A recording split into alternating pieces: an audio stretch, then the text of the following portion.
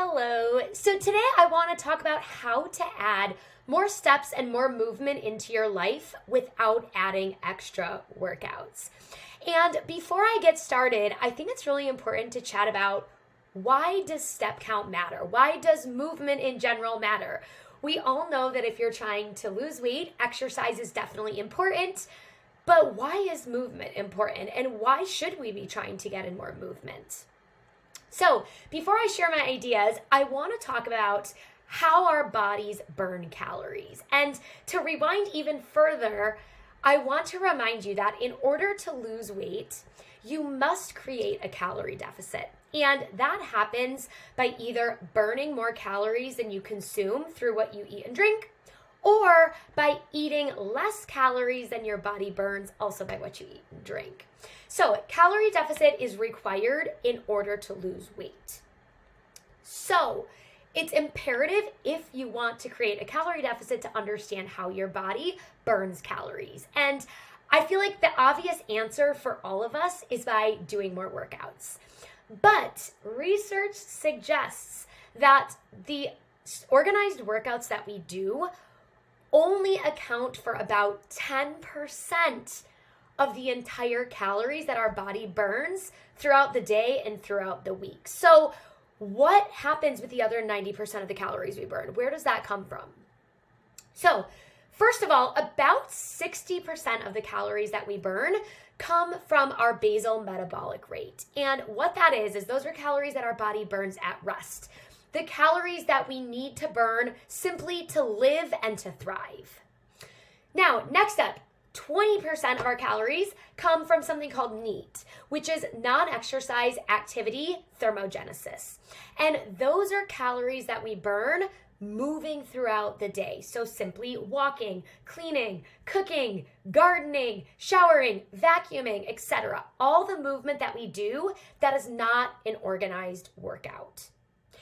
Now, like I mentioned, about 10% of the calories that we burn come from our organized workouts. So come from cycling class, running, doing a strength workout, going on an actual walk, yoga. It doesn't matter what the workout is.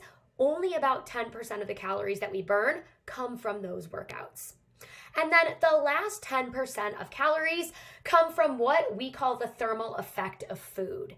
And so that is the calories that are required to digest and break down food, to be able to absorb that food in our GI system and then turn the leftovers into poop. So that is how our bodies burn calories. So again, if you're on a weight loss journey, I don't want to discount the importance of workouts or exercise. I'll save that for a different YouTube video down the road. But I really want to stress that the calories that we burn simply living our lives ends up burning double the amount of calories, 20% compared to 10% from our formal workouts. So that brings me to today's topic. And I really want to spend the next few minutes talking about 10 easy ways to add more movement into your life without adding formal workouts. So without further ado, let's get started. Tip number 1, I always recommend trying to take the stairs instead of taking elevators or escalators whenever possible. And I know that post-pandemic, many people are still working at home or working hybrid, so the times that we encounter elevators and escalators might be less than it used to be, but challenge yourself. How many times throughout the day can you take the stairs, either at home, at work, at the shopping mall, anywhere? How can you try to take stairs more? Now, I own an Apple Watch.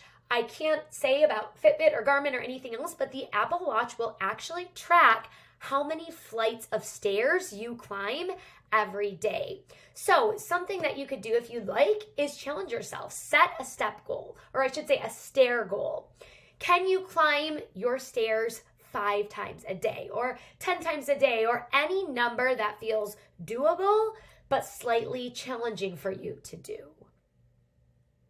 Now, tip number 2 is try to stand up while talking. So this can be something as informal as a phone call or a FaceTime with your best friend that maybe lives somewhere else, or you could stand while in work meetings if you want to in person, or even if you're at home, get a standing desk and work during standing meetings.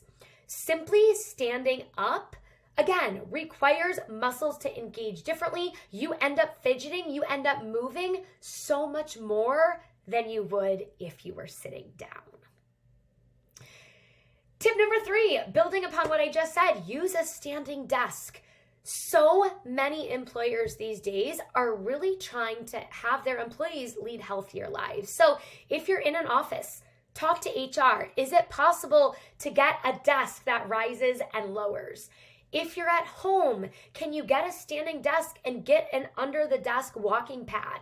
Easy ways to get in more steps while you're still being productive. So it's not really about finding more time. It's about how can you get 2 bangs for your buck with your time and almost do 2 things at once. Now, tip number 4, how can you take breaks throughout your day to get in some walks or to get in some movements? And I'll be honest, as a weight loss coach, right now I'm filming this video from my desk. I am on my desk either doing computer work or on calls with clients or potential clients probably 7 to 9 hours a day. So sometimes I get stuck at this desk.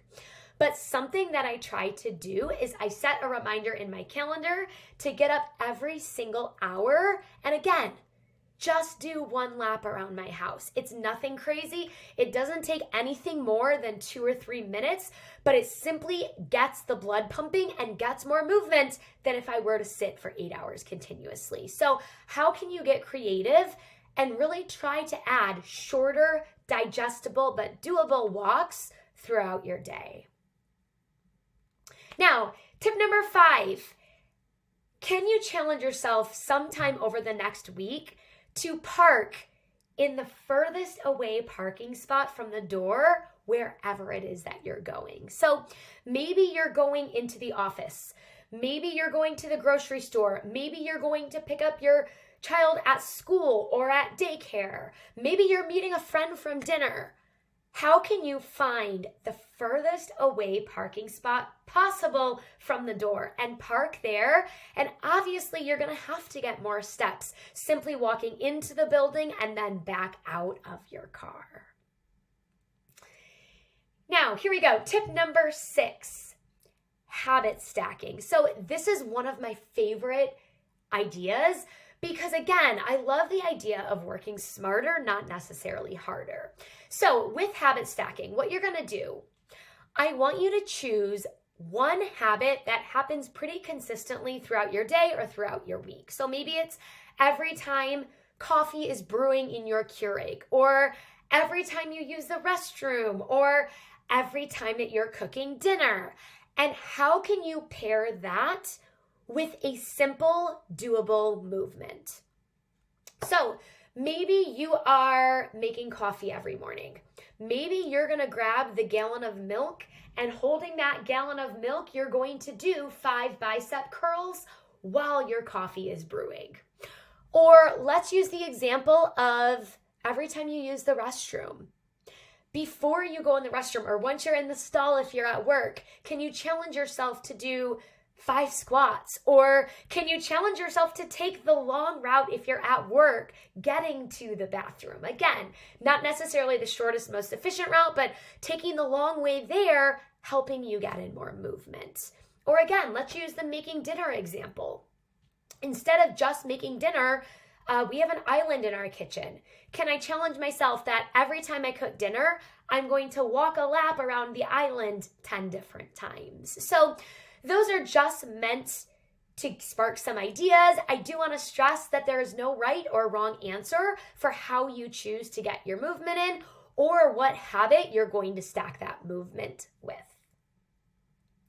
Now, tip number 7, can you add movement into TV time? So again, this is one of my favorites because what I love more than anything after a long day of work is sitting on the couch, relaxing with the TV or Netflix on. And so, similar to the habit stacking, can you get up and challenge yourself to do 10 lunges during your favorite TV show? And then again, sit back down, kick back, and relax. I'm not suggesting you're hardcore working out through the entirety of your show, but can you do something versus solely sitting on the couch? Tip number 8. How can you use technology to your advantage? And in this day and age, the reality is 99.9% of adults probably have access to a smartphone. So, can you set movement reminders for your phone? Or I've already mentioned my Apple Watch once. I love the stand reminder that goes off every hour. You can adjust that in your own settings, whether you want to stand for 8 hours or for 12 hours.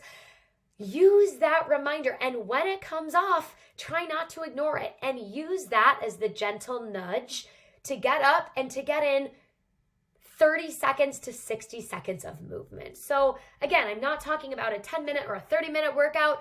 I really want you to approach adding more movement with the mindset of doing something is better than doing nothing.